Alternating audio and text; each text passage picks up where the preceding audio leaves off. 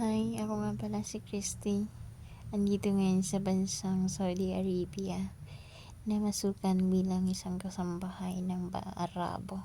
Ayan, bali nga pala ako, maglilinis ako dito sa labas at sinasamantala natin yung pag-ulan kasi pag yan, ilabas yan dyan sa labas yung tubig, magkakaroon po ng ticket, 200 real, sayang din naman.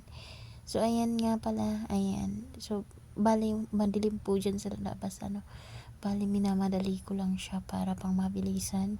Ayan, kahit pagod na ako dyan, feel na feel ko na yung pagod kasi nga, so, maghapon hindi ka nakaupo, nakatayo ka lang kasi sa nagwo-work. Ayan, madumi kasi ang labas namin, kaya kailangan linisin siya. Ayan, kahit mabigat, buhat, ayan, buhos ko lang yung tubig. Ayan, para sinamantala ko lang kasi yung ulan.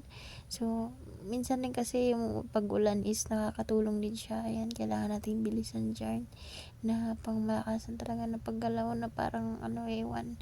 So, kailangan natin madaliin, no? Ayan. Bale, dyan, tawag dito, malawak kasi yung likod, so kailangan natin linisin ang dumi-dumi kasi. So ayan, bali na madali na nga talaga ako dyan kasi nga may nag-aantay pa sa akin na plansyahin, magpaplansya pa tayo.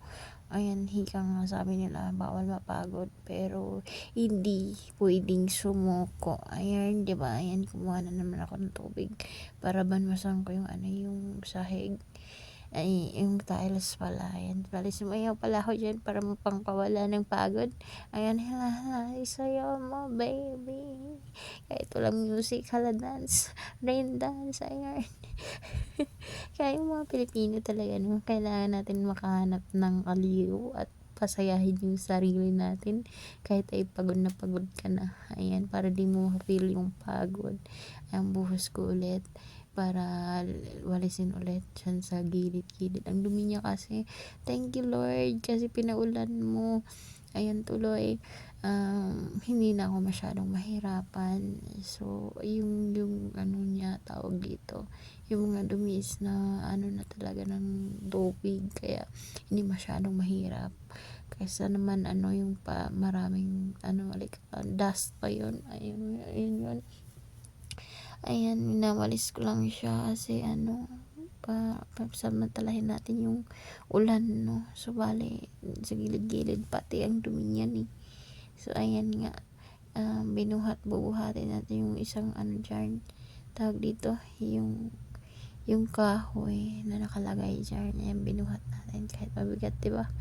Ayan lang tayo, laban pa rin kahit sabi nga nila nakakapagod na, charot. Ayan, sayo ulit, ayan, giling, ayan, kahit nakakapagod yung buhay. Ay, kailangan natin alyun yung sarili natin para di tayo maka-feel ng pagod, diba? Ganun naman OFW lang sa kalam talaga. Ayan, malapit na matapos yan. Thank you for watching.